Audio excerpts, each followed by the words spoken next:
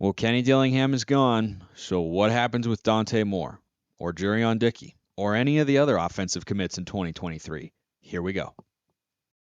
You are Locked On Ducks, your daily podcast on the Oregon Ducks, part of the Locked On Podcast Network, your team every day.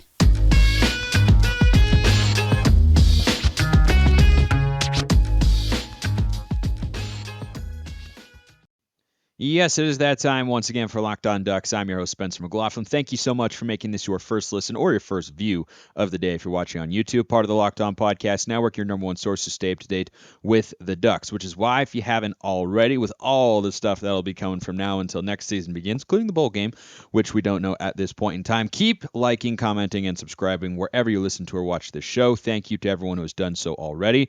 And my thanks as well to John Garcia Jr., our recruiting guru here at the Locked On Podcast Network. John, there is a lot of attention being paid to certain Oregon recruits. I imagine you don't need three guesses as to which ones those might be. So let's hop right into the thick of it. What should Oregon fans be feeling right now with regards to Dante Moore? Oregon fans should be cautiously optimistic surrounding Dante Moore. I believe, first of all, look, Kenny Dillingham was integral in landing Dante Moore. There's really no other way to spin that. The youth, the creativity, the consistency and communication that those two had with one another certainly helped the case to bring Dante to Oregon for good when his recruitment ended late in the summer months. So that is apparent to redistribute here first and foremost. However, now with Kenny Dillingham gone, which Dante has already saluted on social media, of course, Dante's going to stay quiet. This is just his nature. Don't take his silence for some type of, packing up the car, gassing it up, and getting ready to head to another school. Take it for what it is. He's a very reserved kid who is extremely smart and calculated. National Honor Society very much played the game in recruiting in terms of not letting the cat out of the bag as things moved forward in his own hectic recruitment as the number one player in the country. So because Dante's so calculated, he will allow the ball to remain in Oregon's court. This is independent of anybody else who tries to get involved.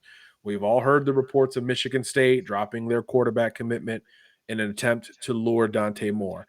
We are aware that Michigan, the other in-state school for the Detroit native, does not have a true quarterback on the commitment list. They've got a dual threat athlete who might play receiver, but nothing like Dante Moore on the commitment list. And obviously they're headed back to the college football playoff, I think independent of a loss on Saturday. I would agree.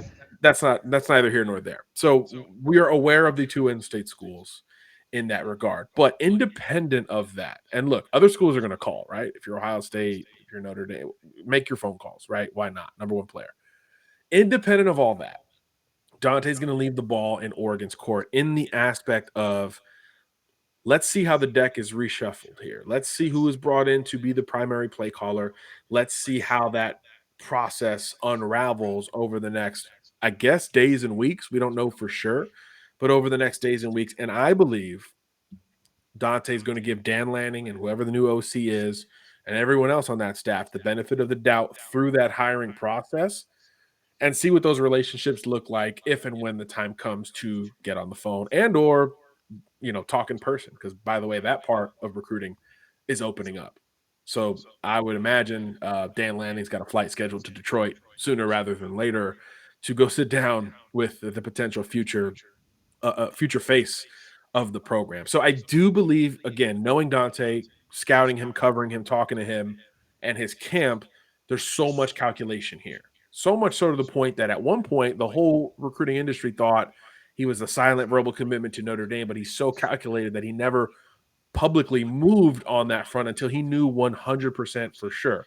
And then Notre Dame went through their coaching changes and presented something a little bit different than what he expected. So naturally, he ended up at Oregon after considering a bevy of schools throughout his recruiting process. So again, just because of who Dante is as a person, I think he gives Oregon all the benefit of the doubt in this transition. And then once that transition has been made, he will then reassess. Until that point, I don't think there's a whole lot of reason to panic. There's no other visits that I've seen. There's no other visits scheduled. Dante has told me that yes, other schools have never slowed down, so it's not like the Dillingham move opens the door in total. Other schools have already been knocking on that door. Again, even Michigan State having moved on from its other quarterback recruit well before Dillingham was even associated or hired at Arizona State. So he's already dealt with these other schools for quite a long time. And again, he was a high profile recruit for quite a long time. This is a true freshman starter 4 years ago who has since won two state titles and played for a third while winning the Elite 11 for us and being named the number one player in the country.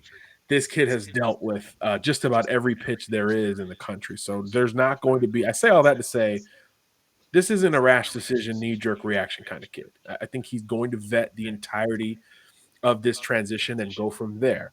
That said, signing day is December 21st, and you know these schools are going to uptick their own effort and resources and communication with him, including pushing for him to make a visit to their campus and or those coaches trying to go in home at Dante's house up in Detroit. Once that door opens, I believe December 2nd, Friday, is when coaches can officially go in home with recruits. So then that's another layer of okay, let's see how that goes. How who is received at the Dante Moore household, and does that lead to at least a visit or more vetting or due diligence at other schools? Much less does that provide clarity with Oregon and the direction Dan Lanning wants to go. He's always been very open, Dante Moore has, about how pivotal Kenny Dillingham was in his recruitment and getting him to Oregon. Since he committed to the Ducks, has there been any growth in his relationship with other coaches on the staff that you know of? I mean, Lanning's got to be the primary guy here as the head coach, but is there another coach, maybe a Junior Adams, a Carlos Lachlan, a Tosh Lupoy, who could become more involved with keeping him committed to the Ducks? Lanning goes without saying here, and that relationship has evolved. Dante is on record for 2 or 3 visits up to Eugene at this point. I wouldn't rule out another, but before all is said and done, again, especially if this move is made later rather than sooner. That's where it gets tricky, right? If you're Dan Lanning, you're like, hey, I need to find the right person, but also the sooner the better in regards to holding on to this number one player. So there's an interesting back and forth on his level. But I do know, yeah, he's fond of a lot of coaches there at Oregon. He mentioned a lot of the people there beyond coaches. So you're talking staffers, hosts, hospitality folks, the teachers, the professors, the academia element of all of this. He was a fan of almost everything there and kind of the new feel and presentation that he got. So it was never linked to just one person. Certainly Kenny was the first person in line in that regard, but he wasn't the only person. So again, there is confidence in the future of Oregon, period, relative to Dante Moore. So I do think that there's, again, some comfort in that from the Oregon perspective. And again, I just think he's going to give them all the benefits of the doubt before any other decision is made, whether it's considering another school or even ending up at another school. Oregon's going to have its opportunity here, and as a Duck fan, that should be where you want things. We see coaching changes happen seemingly every week, and we see kids decommit seemingly minutes later. That's not going to be the case with Dante. It's obviously already been several days, and he is still very much a Duck verbal commitment. And I also wouldn't underestimate the rest of the commits.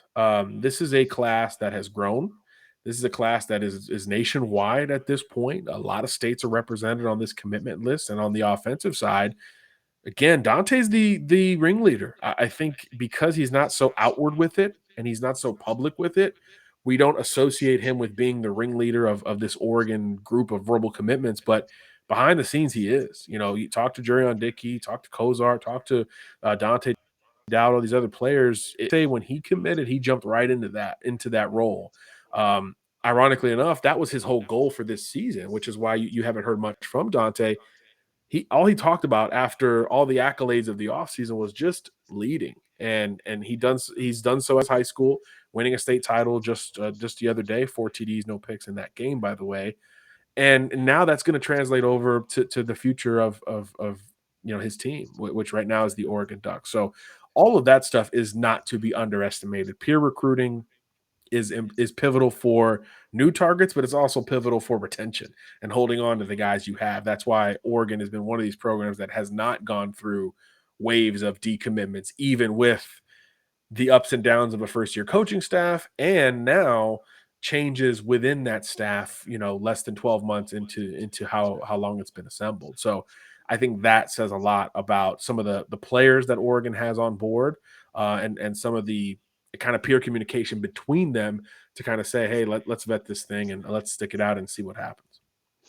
Well, there's another player that Duck fans have at the front of their mind with regards to Kenny Dillingham leaving. We'll talk to John about Jerryon Dickey and maybe a couple other offensive players as well after I talk to you about Bet Online, your number one source for sports betting info, stats, news, and analysis. Get the latest odds and trends for every professional and amateur league out there. From football to basketball to soccer and esports, we've got it all at betonline.net. And if you love sports podcasts, you can find those at BetOnline as well. We're always the fastest and easiest way to get your betting fix. Head to the website today, or you can use your mobile device as well to learn more. Mobile device is how you actually pronounce those words, as opposed to whatever I said a moment ago. But regardless of where you look at it, BetOnline is where the game starts. So, John, the other 5-star in this 2023 cycle for the Ducks verbally committed right now is Jerryon Dickey, and that's the other name that Duck fans, I think fairly, because I'm in that category as well, are thinking, like, is that someone who now is going to continue to weigh his options? We've talked about it for the last couple months here on the show about how, he takes interest from other schools but still appears to be an Oregon lead. My sense is that because he's been committed for so long and has never, seemingly got that close to decommitting and going to another school or seriously opening up his options, I'm not as worried about him as I am about the potential of Dante Moore flipping out of his commitment to his verbal commitment to the Ducks. What do you make of where the Ducks are at with Jerryon Dickey? The difference there, Spencer, well, two things. Obviously, one, look, his position coach is still there, right? Jerryon Dickey's as Right. big a fan of Junior Adams as any of those commitments to their position coach is at this point. So I think that's huge to consider in looking at the possibilities of his departure. But two, Jerryon has taken visits since his commitment. So I think that's the biggest difference between him and Dante. And there are other schools trying to get him to take more, which he has not completely shut the door on just yet. So I think it's a different worry. It's not so much tied to Kenny Dillingham as it is tied to who else is trying to get involved. Will he take these? When will he sign? That now becomes a bigger question with Jerry because he told Max Torres, our mutual friend, that he might wait out this thing till February. So now that's an entirely different discussion. With Dante, 3 weeks from now, everything will be done one way or the other, right? Now with Jerryon Dickey, it's a couple months from now, everything will be done. And I think that's where the simple window of opportunity is much larger.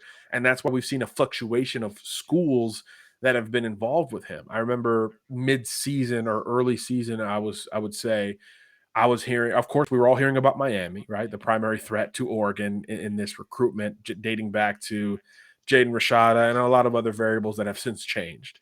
Now we don't hear so much Miami. We heard Louisville a little bit, but now it's like Tennessee and Texas A&M. So it is totally flipped on its head. Programs feel like that door is slightly open to the point where they might be able to get visits out of Jerryon. Now, again, none have been set. There are none in the works today, as far as I know. But if and when that changes, I do think it has a different feel than Dante Moore, where it's more conventional. It's, hey, I'm coveted, my stock is up, I'm committed to this school, I love this school, but what else is out there? I do think some of that could be explored, especially if he signs in February, which again is the plan at last check. Now, if that changes and he signs in December, this thing's close to done, right? Because we would already start to hear feelers from other schools. Hey, this kid might visit the first weekend or second weekend of December, etc. Hadn't heard that. It's been really quiet on the Dickey front outside of what he has confirmed. And again, now those schools are newer to the game. We were never involving A&M or Tennessee with Dickey. It was Miami. It was schools on the West Coast. It was Louisville at one point. So these are new schools that feel like they have a shot. So this has come and gone for Dickey in different ways. So this could either be another example of that just happens to be around the same time that the coordinator change was made, or it could just be, hey, this is heavy. This is something to consider because the visit's about to be set. But until the visits are set with both of these guys, there's really no reason to worry. And again, even if trips are to be made, there's nothing written down saying that it means these kids are going to depart the class. There is certainly a galvanized feel around the Oregon Ducks at this point. This recruiting class has bought into that for the most part. And as far as I know, it's still being led by those two guys, Dante Moore and Jerryon Dickey. So I think the bigger risk would be, the bigger question would be, if one or two of those make a decision elsewhere, does that crack the whole class? Is there now an exodus? I think that's the bigger worry long term. But in the short term, until visits are set, they're Ducks until otherwise. What about the other offensive players in the cycle, the Ashton Cozarts, Dante Dowdles, Kenyon Sadiqs of the world? Now that the offensive coordinator position is currently not filled, is that something that has to be done sooner rather than later to keep these guys on board, or is their commitment respectively to Oregon, you feel, stronger than just Kenny Dillingham? I think all of their commitments are stronger than just Kenny Dillingham, but certainly you worry about some more than others, right? Especially when you go outside the region where these kids are still coveted. And so Dowdle becomes probably the next guy that I'd focus on because one, this is maybe the top offensive player in Mississippi, right? This is a totally across the country. And simultaneously, the schools closer to home have not slowed down. Ole Miss was supposed to have him on campus Thursday for the Egg Bowl. He had a playoff game, so he didn't go, but there's a plan for him to get to another Ole Miss visit. Mississippi State has recently offered and hosted him for a visit. There was Tennessee talk and Georgia talk at one point. Both schools have since added running back commitments, so maybe the worry is lesser from the SEC East, but the Western schools, the schools in the state of Mississippi, are still very much pressing for Dowdle. There's now more Auburn conversation around his name because Cadillac Williams has been retained at Auburn. Obviously, that name has cachet in that part of the country in particular.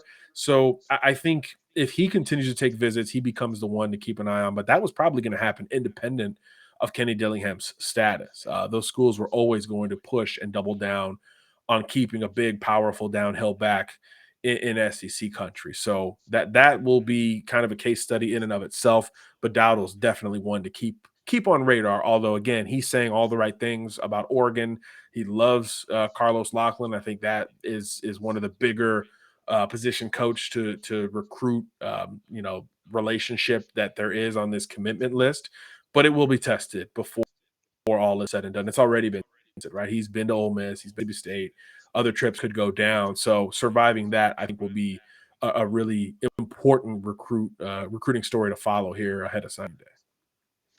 I think the appeal for Dowdle now at Oregon is you have Byron Cardwell in the portal. Sean Dollars is probably, I don't know that for certain. This is just speculative on my part. I expect a guy of that talent who saw the amount of action he did this year to probably end up in the portal as well. And yeah, you got three good running backs there, but Dowdle looks like a really good one himself. And I mean, just on a thought I had while you were talking, like Mississippi State, like how does Mississippi State get the top running back in the state, the top offensive player at that position? If it's a wide receiver or quarterback, all right, I understand that. But when, Ole Miss, I understand more because they made a commitment to running the football this year. But man, if you're a running back, I just look at Mississippi State and think, if you're trying to get to the league or really showcase your talent, that is maybe not like, who was the last Mike Leach running back to go in the first 3 or 4 rounds of the NFL draft? Like Max Borghi, I think, was an undrafted free agent. He might have been a later round selection. I don't remember, but I mean, that's just that's just something that pops to me. Am I nuts? No, no, and look, and they're selling him on the right thing, saying, "Hey, we want to run the football more going forward. Will Rogers won't be on this roster beyond this year." And look, they offered the other day, right? So this is maybe a refined or retooled philosophy, Mike Leach, or at least that's how they're presenting it to Dowdle to keep him potentially within state lines. But yeah, I think Ole Miss is a bigger threat. Previously, I thought Tennessee actually could have presented as a primary threat in that regard. But again, they just picked up a big time running back commitment from another kid who was committed to another school, Khalifa Keith, a bigger physical downhill back who was committed to Kentucky, flipped over to Tennessee just last week. So that was probably inadvertently good news for the Ducks on that front. Looking at the offensive coordinator situation now, John, there's no head offensive or top offensive coach on the staff since Lanning is a defensive guy, and there are a lot of different directions that I think he could go with that particular hire. I have confidence in him because he found Kenny Dillingham, and Yeah, look at the he's staff, right? talked about he's talked about how he's got a Rolodex of coaches that he's just accumulated over the years of like I like that guy, like that guy, like this guy, and whatnot. So I have some confidence there. But how important is it, do you think, for this Oregon staff as it currently looks with Dan Lanning, Junior Adams, Carlos Lachlan, Tosh Lupoy, the transfer portal being a factor here as well? How important is it, do you think, for Oregon to have an offensive coordinator who can recruit at a high level? Do you think it's paramount, mildly important, or doesn't really matter as much because Oregon could get players regardless? No, look, when you've got the defensive head coach, that OC's got to be a great recruiter. I think it's something that we've seen work so successfully. Just think of the last few national champs, right? Georgia, defensive laden head coach, has had a stable and strong offensive coordinator in Todd Monken over the last several years. That has absolutely helped them recruit nationally, Georgia, from an offensive standpoint. The year before, Saban won it. I mean, gosh, his OCs, they're all head coaches now, but those OCs, Lane Kiffin, Mike Loxley, those guys certainly, Sark, yeah. Sark, my goodness, those guys certainly built their own, I would say, branding of bringing in offensive talent and kind of assimilating it to their systems. Even back to that LSU team in 19. Ed Orgeron's certainly more of a CEO in general, but defensive minded in nature. And he had some really critical OC players, including Joe Brady, who really opened that thing up and allowed for a higher ceiling from a recruiting perspective. So, in the talent acquisition age that we're in, yeah, if you're a defensive minded head coach, you've got to bring in that OC who gets it, who can also recruit. Usually, one translates to the other. If you're a great play caller, it kind of recruits itself, if that makes sense. But of course, nowadays, the more recruiters you can have on your staff, the better you'll be. But again, as you mentioned before I started rambling here, look at what Dan Lanning's already done at Oregon. Every single one of those assistants is known primarily, I would say, primarily as a recruiter. Even Kenny Dillingham, he was known as a young, dynamic recruiter who crushed the relationship game, and that has only been proven further in the last 6 months or so, landing a Dante Moore and winning out in this Arizona State coaching search. So I do think it's in Dan Lanning's nature anyway to hire recruiters who can supplement with whatever their title may be under him as an Oregon Duck coach. I want to ask you about Oregon's most recent commit on the defensive line. Johnny Bowens is coming in the class of 2023, assuming he doesn't flip at the last second. But when you commit this late in the process, kind of feels like it's unlikely that he would go elsewhere or get attracted elsewhere by another school so late in the game. But I mean, I guess it's not impossible and such. But he's coming in at a position group that is pretty stacked for Oregon in this class. Terrence Green, Amari Washington, Jaden Moore, Tatum Tuioti, like a lot of players on that defensive line. I think you can see very clearly what Dan Lanning and company are trying to do. And the defensive line, of course, just got moved around for, a half against Oregon State that we don't need Sure. to mention any further. So, what kind of player is Johnny Bowens? Is that a guy who is one day going to be a solid starter? Is he, I mean, he's a 4-star, but like that can go either way. That can be he needs a Sure. year or two to develop. Is he an instant impact guy? What's Oregon getting with their latest verbal commit here? I think there's some instant impact in his game. He's got an incredible frame at 6'4" or so, 275 pounds, and his game translates that way. He's got some inside out ability. He actually on Friday nights works as more of an edge defender at that size and actually wins with quickness and speed in the state of Texas, no less. So you're already winning on the edge with a bigger frame. So for me, it screams push that guy down inside and let him work against typically less mobile interior linemen and allow him to utilize that quickness, even though he profiles physically as more of an interior guy. So as he kind of rounds out as 285, 290, whatever he's going to be at the end of the day, I do think he's going to have this inside out game where he can actually rush the passer from the interior, which really just throttles a game plan, right? Because when you expect your interior defenders to win with power and technique and leverage, which is great, right? Still absolutely does the job, helps collapse the pocket. But when you're spinning off of a guard and you're in the quarterback's face before he's done with at the top of his drop here, now you're really disrupting a play. So I think he's got that kind of a ceiling.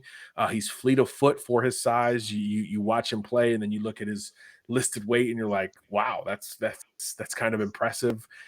He's got the spin move. He can bound. He redirects very well. He can get skinny at times with leverage. So I really like the pass rushing and modern day profile of a Johnny Bowens and how he might complement exterior pass rushers as an interior pass rusher. Certainly, when you play inside, you have to be known, for stopping the run, and I think he could play the gaps and gamble in the right direction more times than not. But really, when we talk about great interior players, can you put pressure on the quarterback against a 325-pound guard? And I do think Johnny Bowens has that type of upside.